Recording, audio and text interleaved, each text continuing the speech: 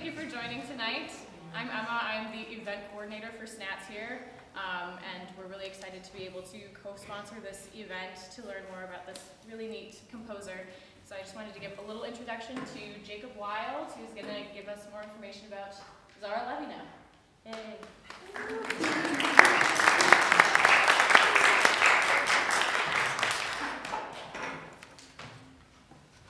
Before we start the singing, I just wanted to take some time to talk a little bit about who Zara Levina is, because she's a composer that, even though she's quite well known in Russia, in the United States, most people have no clue who she is and have never heard of her.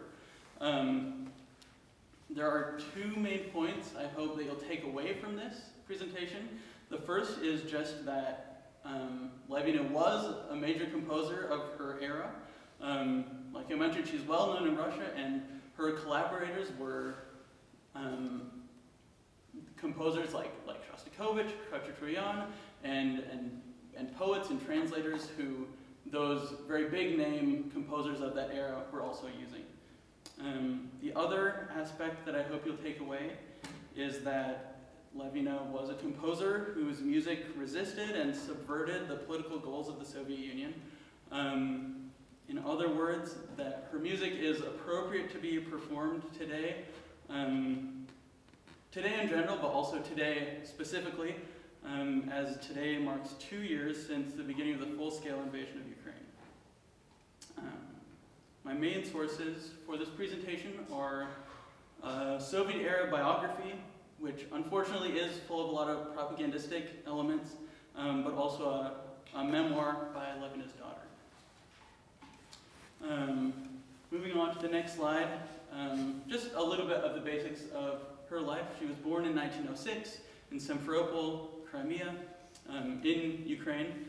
She was Jewish, and she did manage to remain connected to her Jewish roots through her life and her career, and a number of the poems you'll hear tonight were by Jewish poets, especially in the children's music section. As a teenager, she attended the Odessa Conservatory and graduated with a gold medal at 17, and then she went on to study in Moscow at the Tchaikovsky Conservatory, where she studied with Reinhold Glier. If you don't know the name, he is one of the big symphonic composers of Russia. So from the beginning of her career, she was working with some of the most prominent figures of the time. On the next slide, we'll see a couple pictures from her professional life.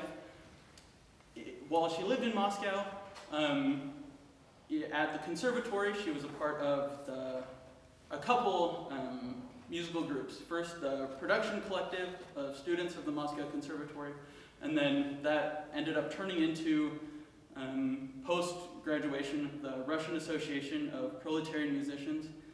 These were both groups that the government used as a source of propaganda, but they were also a center for her where she met a number of her collaborators and friends who were opposed to the regime. If you know Felix Blumenfeld, he is a very famous conductor and pianist. He was a major inspiration and mentor through this time. And shortly after her time with these two groups, she met her husband, Nikolai Chemberji, who was an Armenian composer, and through him, she was able to connect with a lot of Armenian intellectuals. You'll see the text authors for almost half of the songs tonight are Silva Kaputikan and Havanis Shiraz, both very prominent Armenian poets, who very vociferously oppose the Soviet Union. And I did also just want to mention she was close friends with and collaborated with composers like Shostakovich, Prokofiev, Mayakovsky, Khachaturian, and Richter, people we know very well. And she's pictured here on the right at an event right behind Shostakovich, and on my left here, she's pictured with her class at the Moscow Conservatory, notably the only woman in the photo. Briefly, her compositional identity has two main inspiration sources. She was very inspired by Prokofiev. That's him pictured in her studio. With a personal note, you can't quite see it on the large picture, but as well as Rimsky-Korsakov, Rachmaninoff, and then German composers, especially Schubert and Schumann, as well as Bach. And in Schubert and Schumann, we really see that she was someone very dedicated to art song, which is a lot of what she wrote. Her repertoire can be divided into four main categories. She has some spectacular instrumental work, piano concertos and sonatas for a number of other instruments, which are available on YouTube and Spotify, actually, thanks to some recent recordings. Her more personal songs, the romances, which are poetry set to music, same as like a German lied or a French melody, just another term for an art song. And her children's songs, which are very personal and very tender. She does also have a lot of Soviet propaganda songs, and that could be viewed as sort of a tarnish on her record, but through some close analysis, and not even necessarily super close analysis, it's pretty clear that in the Soviet music, she was not trying to write personal music. She was trying to get a job done so that she could stay in the good side of the censors. While the music you'll hear tonight is very personal, very intimate, very emotionally complex, the propaganda music is very banal, and just like a lot of Shostakovich's propaganda music is analyzed that way, and we're able to see him as someone who wasn't 100% and very likely 0% on the side of the Soviet regime. I think we can see Levina that way as well. Her legacy today, in terms of what's accessible, is pretty small. There are a lot of recordings made in the Soviet era by Oistrakh, Knushevitsky, Tamara Milashkina, Victoria Ivanova. Those are some of the biggest performers of that era, but those are pretty hard to get your hands on. There are also those piano concerto and sonata recordings by Maria Lettberg in Germany available on Spotify. So if you like what you hear tonight, there's more to hear. Her daughter, Valentina Chimbergi, wrote her memoir, so that's a main resource we have to learn about her. And then her grandchildren are both actually professional musicians.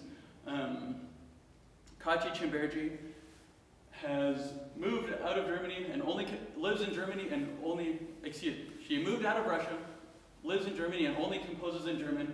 She writes children's music and film music, so you can see the influence from her mother, from her grandmother.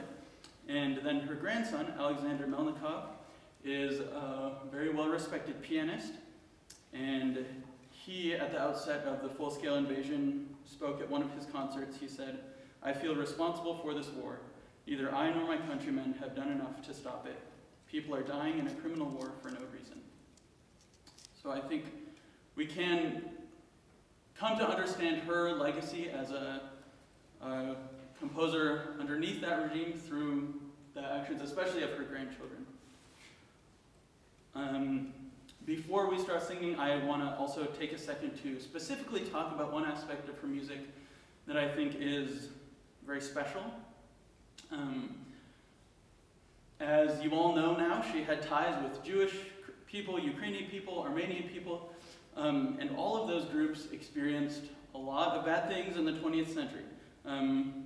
For Jewish people in Russia, that just by itself wasn't easy, not to mention that the Holocaust occurred during her life, and the Armenian genocide occurred at the beginning of her and her husband's lives while they were young.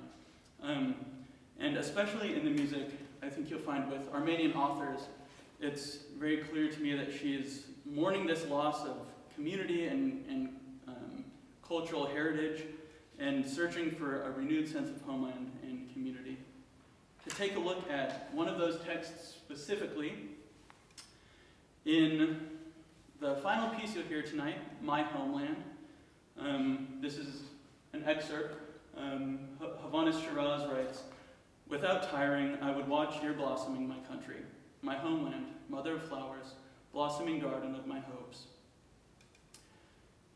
Of course, as a Soviet-era composed piece of music, it would be easy to take that as referring to the Soviet Union, but the way I see it, there's no reference to progress, there's no reference to strength, and there's no reference to the nationalism that pervaded the majority of Soviet propaganda, including the music that she had composed for that purpose.